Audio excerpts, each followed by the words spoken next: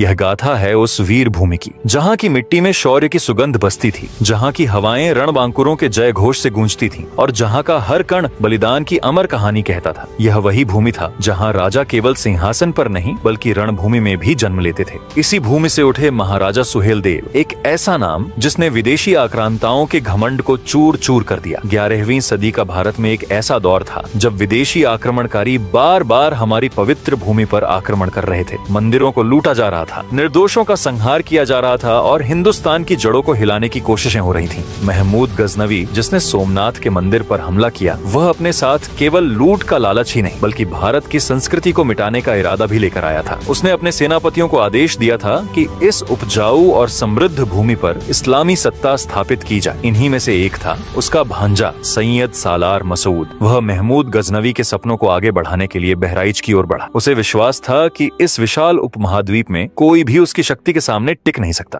लेकिन उसे शायद यह नहीं पता था कि इस भूमि पर अभी भी एक ऐसा योद्धा था जो न कभी झुकता था न टूटता था, और वह थे महाराजा सुहेलदेव। महाराजा सुहेलदेव केवल एक राजा नहीं थे बल्कि मातृभूमि के सच्चे रक्षक थे। उन्होंने अपने साथ 21 पासी राजाओं को संगठित किया और एक ऐसा मोर्चा बनाया जिसने बहराइच की रणभूमि में इतिहास का रुख बदल दिया। यह युद्ध केवल भूमि के लिए नहीं बल्कि भारत की अस्मिता और स्वाभिमान के लिए लड़ा गया था। लेकिन इससे पहले कि हम इस महायुद्ध की गाथा को आगे बढ़ाएं, यह समझना जरूरी है कि सालार मसूद की भारत पर चढ़ाई केवल एक आकस्मिक निर्णय नहीं था। इसके बीज बहुत पहले पड़ चुके थे, उसके मामा महमूद गजनवी के समय से। महमूद गजनवी, जो गजनवी राजवंश का तुर्क शासक था, अपने पिता सुबुक्तगीन का उत्तराधिकारी बना। उसका जन्म 2 नवंबर 971 ईस्वी में अफगानिस्तान के गजनी में हुआ था और इतिहास में उसका पूरा नाम अब्बू अल कासिम महमूद इब्न सबुक्तगीन दर्ज है। जब वह मात्र 27 वर्ष का था तो 998 ईस्वी में उसने गजनी की गद्दी संभाली और अपनी तलवार को केवल एक उद्देश्य के लिए उठाया, भारत की अपार समृद्धि को लूटना और इस्लाम का विस्तार करना। महमूद का बचपन उन कहानियों को सुनते हुए बीता था जिनमें भारत की अकूत संपत्ति और समृद्धि का वर्णन था। उसके पिता सुबुक्तगीन ने भी भारत पर आक्रमण किया था और हिंदू राजा जयपाल के राज्य को लूटकर भारी मात्रा में धन संपदा हासिल की थी। यह घटनाएं महमूद के बाल मन में गहरी छाप छोड़ गईं। उसने अपने पिता से सुना था कि भारत की भूमि केवल सोने की खान नहीं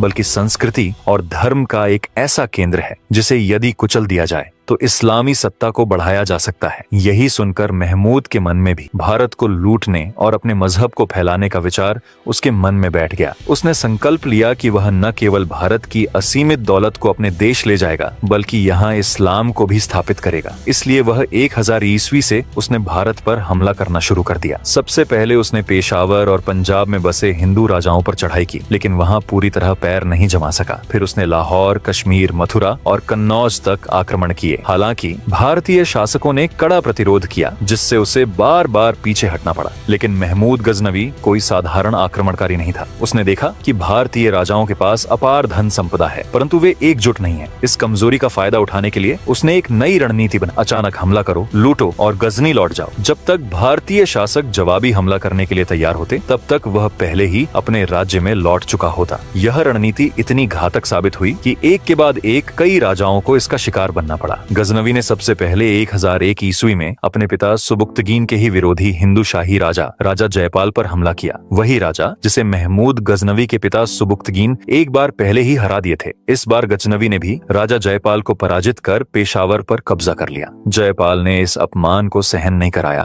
और उसने आत्महत्या कर ली। इसके बाद उसका पुत्र आनंदपाल अपने पिता का बदला लेने के लिए लड़ा, लेकिन वह भी गजनवी की रणनीति के आगे टिक नहीं पाया। महमूद ने ऐसे ही छोटे मोटे 15 युद्ध भारत में किए। उसने एक के बाद एक छोटे हिंदू राजाओं पर आक्रमण किया और उन्हें संभलने का मौका भी नहीं दिया। जब तक भारतीय राजा अपनी सेना लेकर तैयार होते तब तक वह यहाँ का धरोहर लूटकर गजनी भाग जाता। लेकिन उसका 16वां युद्ध सोमनाथ पर आक्रमण था जो आज भी हिंदुस्तान के इतिहास में एक काले धब्बे की तरह दर्ज है। महमूद को किसी ने बताया था कि सोमनाथ सिर्फ एक मंदिर नहीं बल्कि अपार संपत्ति का भंडार है। उसके जासूसों ने उसे सूचना दी, महमूद, यह मंदिर इतना समृद्ध है कि यहाँ से लूटी गई संपत्ति से गजनी को सोने से ढका जा सकता है। बस यह सुनते ही महमूद का लालच और कट्टरता एक साथ जाग उठा। उसे अपने मजहबी जुनून को पूरा करने का मौका भी मिल रहा था और साथ ही अपार संपत्ति लूटने का स्वर्ण अवसर भी। उसने तुरंत एक भीषण योजना बनाई, कैसे भी करके सोमनाथ के सारे खजाने को लूटा जाए, वहाँ के शिवलिंग को तोड़ दिया जाए और भारत की आत्मा को कुचल दिया जाए। इसीलिए वह 1025 ईस्वी में गजनी से एक विशाल सेना निकली। उसकी संख्या 30,000 से अधिक थी। ये कोई साधारण सेना नहीं थी, बल्कि रक्त पिपासु सैनिकों का एक ऐसा झुंड था जो केवल हत्या और विध्वंस के लिए प्रशिक्षित किया गया था। घोड़ों की टापों से धूल उड़ रही थी, सैनिकों की तलवारें चांदनी में चमक रही थी और युद्ध घोष के साथ वे गुजरात की ओर बढ़ रहे थे। लेकिन गुजरात की धरती सिर्फ लूट के लिए खुली नहीं थी। जैसे ही महमूद की सेना आगे बढ़ी, छोटे छोटे गढ़ों और दुर्गों के योद्धाओं ने उसका रास्ता रोकने की कोशिश की। तलवारें टकराई, भाले सनसनाते हुए दुश्मनों के सीने चीरने लगे। भारतीय वीरों ने पूरी शक्ति से प्रतिरोध किया, लेकिन महमूद की विशाल सेना के सामने ये छोटे राज्य ज्यादा देर तक टिक नहीं सके। धीरे धीरे रास्ता साफ होता गया और फिर वह क्षण आया जब महमूद की सेना सोमनाथ के पवित्र द्वार पर खड़ी थी। तभी उसने देखा कि सोमनाथ मंदिर के प्रांगण में हजारों राजपूत योद्धा अपने घोड़ों पर खड़े थे। तलवारें म्यान से बाहर निकल चुकी थीं, भाले आकाश की ओर तने हुए थे और उनकी आंखों में एक ही संकल्प था, मृत्यु स्वीकार है परंतु पराजय नहीं। गुजरात की इस पवित्र भूमि पर यह युद्ध केवल जमीन के एक टुकड़े के लिए नहीं था, यह संघर्ष धर्म की रक्षा के लिए था। यह समर्पण केवल राजा के प्रति नहीं था, बल्कि स्वयं शिव के प्रति था, जो उनके आराध्य और रक्षक थे। तभी महमूद गजनवी की सेना ने पहला हमला किया। महमूद के सैनिकों ने मंदिर की दीवारों को गिराने की कोशिश की, लेकिन जैसे ही वे आगे बढ़े, राजपूतों ने उन पर वज्र की तरह टूट पड़े। तलवारें टकराईं, खून की धाराएं बह निकलीं और देखते ही देखते दुश्मनों के शव मंदिर की सीढ़ियों पर गिरने लगे। मंदिर प्रांगण में एक ही गर्जना गूंजी, हर हर महादेव। इस भयानक प्रतिरोध को देखकर महमूद कुछ देर के लिए ठिठक गया। यह वह युद्ध नहीं था जिसकी उसने कल्पना की थी। उसने सोचा था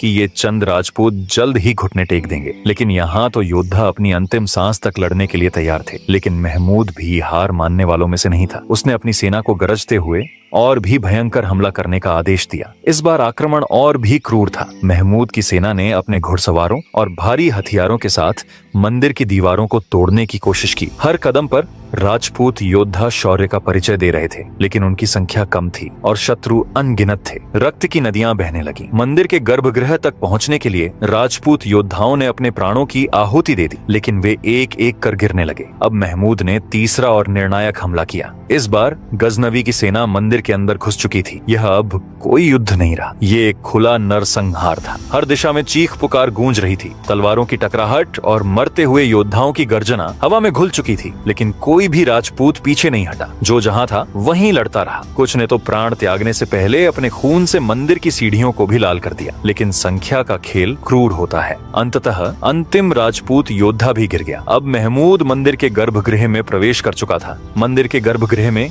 शिवलिंग अपनी पूरी दिव्यता के साथ प्रतिष्ठित था। हजारों वर्षों से यह हिंदू आस्था का केंद्र रहा था। अब इसके सामने महमूद गजनवी खड़ा था। उसकी आंखों में क्रूरता थी और हाथ में हथौड़ा। उसने अपने सैनिकों से गर्जना की, इसे तोड़ दो। कुछ सैनिक पीछे हटे। वे जानते थे कि यह कोई साधारण पत्थर नहीं था, यह भारत की आत्मा थी। लेकिन महमूद के क्रोध के आगे उनकी हिम्मत जवाब दे गई। महमूद ने स्वयं हथौड़ा उठाया और पहला वार किया। शिवलिंग हिला, लेकिन टूटा नहीं। दूसरा वार पड़ा, पत्थर में दरारें आ गईं। तीसरा वार किया गया और भारत की आस्था के प्रतीक को खंड खंड कर दिया गया। महमूद केवल यहीं नहीं रुका। उसने आदेश दिया कि मंदिर की हर मूर्ति को तोड़ा जाए, हर पुजारी को मार दिया जाए। फिर जो हुआ वह इतिहास का सबसे भयानक नरसंहार था। हजारों हिंदुओं को मौत के घाट उतार दिया गया। मंदिर की संपत्ति को लूटा गया। सोना चांदी, रत्न जवाहरात, अष्टधातु की मूर्तियां, सब कुछ सैकड़ों ऊंटों और घोड़ों पर लाद कर गजनी भेज दिया गया। लेकिन क्या भारत इस हार को सहन कर सकता था? नहीं। यह आक्रमण भले ही सफल रहा हो, लेकिन यह अंत नहीं था। राजा भोज और भीमदेव सोलंकी ने समय के साथ सोमनाथ मंदिर को पुनः स्थापित कर दिए। भारत पर कितने ही आक्रमण हुए, कितनी ही चोटें लगी, लेकिन उसकी आत्मा कभी नहीं मिटी। खैर, सोमनाथ की इस लूट के बाद महमूद गजनवी गजनी में अपनी विजय पर गर्व महसूस कर रहा था। उसकी सेना के सैनिक, दरबारी और अनुयायी सभी उसकी सफलता की प्रशंसा कर रहे थे। हिंदुस्तान से लूट कर लाए गए सोने और चांदी के ढेर उसके सामने रखे थे,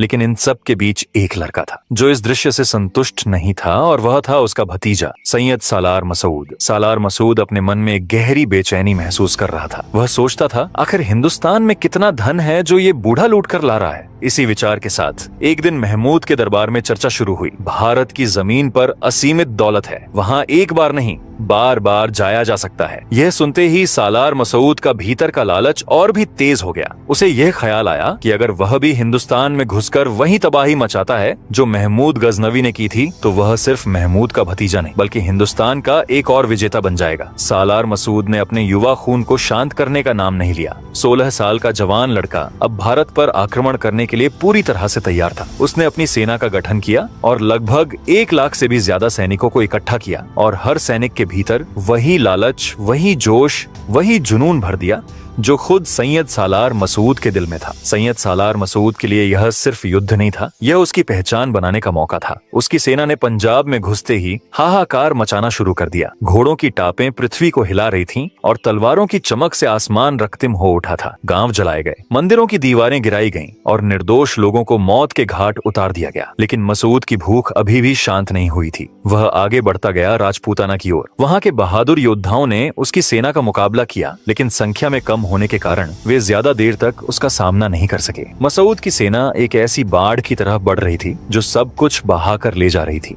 अब उसकी नजरें गंगा के मैदानों पर थीं। उसे यकीन था कि उसे अब कोई नहीं रोक सकता। उसने सुना था कि उत्तर प्रदेश की धरती सोने की तरह समृद्ध है और वहाँ के राजा महज देखने के लिए ही हैं। वे युद्ध में टिक नहीं सकते। लेकिन वह गलत था, बहुत गलत। वह नहीं जानता था कि उसकी अगली चुनौती एक ऐसे योद्धा से होने वाली थी जो उसे न केवल हराएगा बल्कि अगले 150 सालों तक कोई विदेशी आक्रमणकारी उत्तर भारत में घुसने की हिम्मत तक नहीं करेगा। सालार मसूद की सेना जैसे ही पंजाब में दाखिल होती है, उसकी पहली चुनौती सामने आती है। यह वह भूमि थी जहां वीरता खून में दौड़ती थी। इसे रोकने के लिए सबसे पहले अर्जुन सिंह अपनी सेना के साथ मैदान में डट जाते हैं। एक भयंकर युद्ध हुआ, लेकिन मसूद की विशाल सेना के सामने अर्जुन सिंह की सेना ज्यादा देर तक नहीं टिक सकी। वे वीरता से लड़े, लेकिन संख्या में कम होने के कारण उनका संघर्ष बेमानी साबित हुआ। इसमें सैयद सालार मसूद की विजय हो गई। पंजाब की धरती पर विजय प्राप्त करने के बाद सालार मसूद का रास्ता अब एकदम साफ हो गया था। उसकी नजरें गंगा के किनारे की समृद्ध जमीन पर थीं, जिसे वह लूटने की योजना बना चुका था। लेकिन जैसे ही वह राजपूताना की भूमि में कदम रखता है, उसे फिर से कड़ा विरोध का सामना करना पड़ा। राजपूत योद्धाओं ने अपनी जान की बाजी लगा दी, लेकिन मसूद की सेना इतनी विशाल थी कि उनका प्रतिरोध ज्यादा देर तक टिक नहीं पाया। अब आप सोच रहे होंगे कि कैसा देश था यार, क्या 1 लाख सैनिकों को भी उस समय भारत नहीं संभाल सकता था? तो इसका जवाब है कि 1 लाख सैनिक क्या, उस समय भारत 1 करोड़ सैनिकों को भी हरा सकता था। असल समस्या यह थी कि राजा हर्षवर्धन के बाद भारत कई छोटे छोटे प्रांतों में बंट चुका था। अब यहाँ के शासक केवल अपने खुद के राज्य से मतलब रखते थे। अगर बगल वाले राज्य पर विदेशी हमला हो रहा होता तो भी कोई उसकी मदद करने नहीं जाता। इसका मतलब था कि अखंड भारत की कमी थी। एक ऐसा नेता जिसकी आवाज पर सारे छोटे राज्य एक साथ हो जाएं, जैसा कि चंद्रगुप्त मौर्य के समय हुआ करता था। चंद्रगुप्त के नेतृत्व में सारे छोटे छोटे राज्य एकजुट हो जाते थे और यही कारण था कि भारत में सिकंदर और सेलुकस जैसे आक्रमणकारी भी विजय प्राप्त नहीं कर सके थे।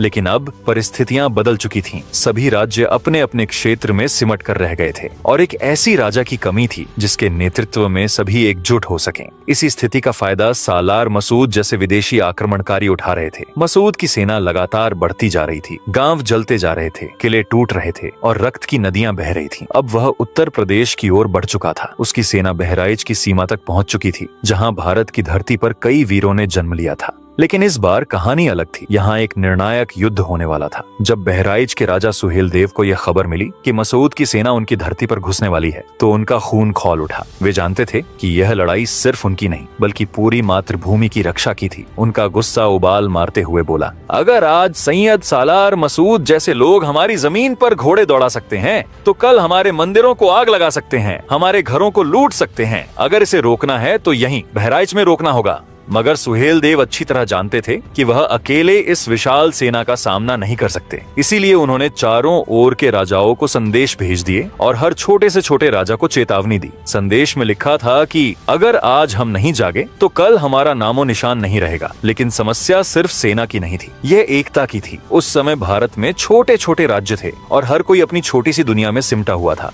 कोई भी यह नहीं समझ पा रहा था कि यह युद्ध केवल एक राज्य का नहीं, पूरे भारत का है। सुहेल देव ने उन्हें झकझोरे और कहे कि अगर आज मैं लड़ते हुए शहीद हो गया तो कल तुम्हारे घर तक यह तबाही पहुंचेगी। अगर आज मैं हारा तो तुम भी नहीं बचोगे। मैं अकेला भी लड़ सकता हूं, लेकिन अगर हम सब साथ आए तो यह आक्रमणकारी यहीं दफन हो जाएगा। सुहेलदेव के संदेश ने असर दिखाना शुरू कर दिया था। उत्तर से दक्षिण तक, पश्चिम से पूर्व तक हर छोटे बड़े राजा को इस खतरे का एहसास हो गया था। यह सिर्फ एक राज्य की लड़ाई नहीं थी, बल्कि यह पूरे देश की लड़ाई बन चुकी थी। अब तक कई राजा अपने अपने किलों में बंद थे, तलवारें जंग खा चुकी थीं और शस्त्रागार में पड़े हथियार धूल फांक रहे थे। पर अब समय आ गया था उन सभी को बाहर निकालने का, उन हथियारों को धार देने का और दुश्मन के खून से रंगने का। सुहेलदेव ने एक एक राजा को ललकारा, तुम्हारे घर के दरवाजे पर दुश्मन खड़ा है। अगर तुम अब भी अपनी आंखें में मूंदे रहे तो कल तुम्हारी संतानें गुलाम बन जाएंगी। अगर आज खून नहीं खोला तो फिर कभी नहीं खोलेगा। इस आह्वान ने सभी के भीतर जोश भर दिया। राजाओं ने अपनी अपनी सेनाएं इकट्ठी करनी शुरू कर दी। अब यह लड़ाई केवल सुहेलदेव की नहीं रह गई थी, यह पूरे देश की स्वाभिमान की लड़ाई बन चुकी थी। छोटे छोटे राज्य अपनी आपसी दुश्मनी को भुलाकर एक हो गए थे। राजा हर्षवर्धन के बाद यह पहली बार था जब इतने बड़े पैमाने पर एकता बनी थी। युद्ध का मैदान तैयार हो चुका था। 3 लाख से भी ज्यादा सैनिकों की विशाल सेना, जिसमें भारत के कोने कोने से आए योद्धा शामिल थे, बहराइच के युद्ध क्षेत्र में उतरने के लिए तैयार थी। यह खबर आग की तरह फैली और जब यह समाचार सालार मसूद तक पहुंचा तो उसका चेहरा उतर गया। वह चौंक कर बोला, क्या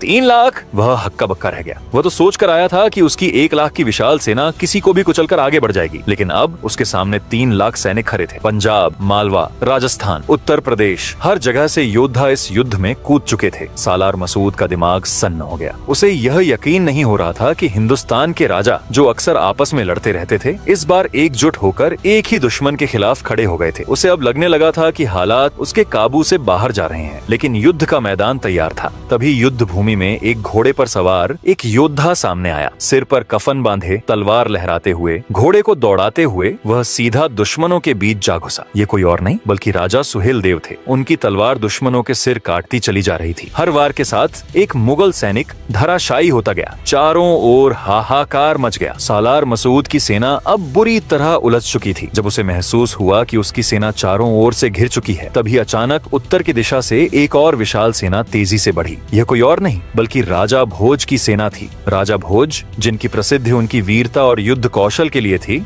उन्होंने अपनी विशाल सेना के साथ सालार मसूद के चारों ओर घेरा डाल दिया। अब बचने का कोई रास्ता नहीं था। युद्ध ने चरम सीमा को छू लिया था। चारों तरफ तलवारों की टकराहट से बिजली चमक रही थी। सुहेलदेव और राजा भोज की सेनाओं ने मिलकर सालार मसूद को पूरी तरह से चारों ओर से घेर लिया था। उनका हर मार्ग अवरुद्ध हो चुका था। मसूद की सेना, जो पहले अजेय लगती थी, अब ताश के पत्तों की तरह बिखरने लगी। युद्ध के मैदान पर हाहाकार मच गया। जब सुहेलदेव और उनके योद्धा मसूद के करीब पहुंचे तो इससे पहले ही राजा भोज अपनी तलवार से उस क्रूर आक्रमणकारी के शरीर को 2 टुकड़ों में काट दिए। सालार मसूद की मौत के साथ ही उसकी सेना का मनोबल पूरी तरह टूट चुका था। उनके सैनिक इधर उधर भागने लगे। अपनी जान बचाने के लिए वे जंगलों में दौड़ने लगे, लेकिन हिंदुस्तानी योद्धाओं ने उन्हें वहां भी नहीं छोड़ा। वे जंगलों में घुस घुस कर उन्हें मारते गए। एक भी दुश्मन सैनिक जीवित नहीं बचा। यह बहराइच का युद्ध सिर्फ एक जीत नहीं थी, बल्कि यह एक बड़ा संदेश था। यह वह लड़ाई थी जिसने यह सिद्ध कर दिया कि जब हिंदुस्तान के राजा एकजुट हो जाते हैं तो कोई भी विदेशी आक्रमणकारी उनकी धरती पर नहीं टिक सकता। इसके बाद करीब 150 साल तक कोई भी विदेशी आक्रमणकारी उत्तर भारत की ओर बढ़ने की हिम्मत नहीं कर सका।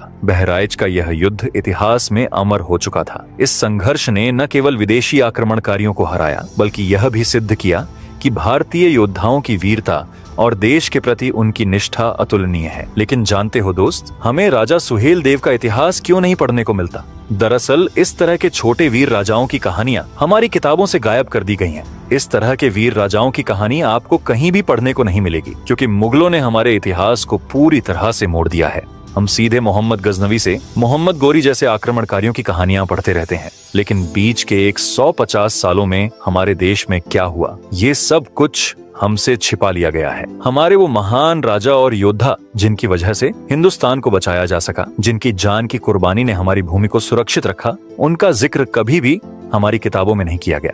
क्या आपको नहीं लगता कि अब समय आ गया है कि हम अपने इतिहास को फिर से लिखें, ताकि हम उन वीरों की कहानियां जान सकें जिन्होंने हमारी रक्षा के लिए अपनी जान तक अर्पित कर दी? आप सभी से मेरा सवाल है, क्या आपको नहीं लगता कि हम अपने इतिहास को सही रूप में जानने का हक रखते हैं? कृपया कमेंट करके अपनी राय जरूर बताइए, और यह भी बताइए कि अगली बार किस वीर या वीरांगना की कहानी सुनना चाहेंगे आप। मैं आपकी प्रतिक्रियाओं का इंतजार करूंगा। तब तक अपना ध्यान रखें और इस वीडियो को देखने के लिए आपका बहुत बहुत धन्यवाद।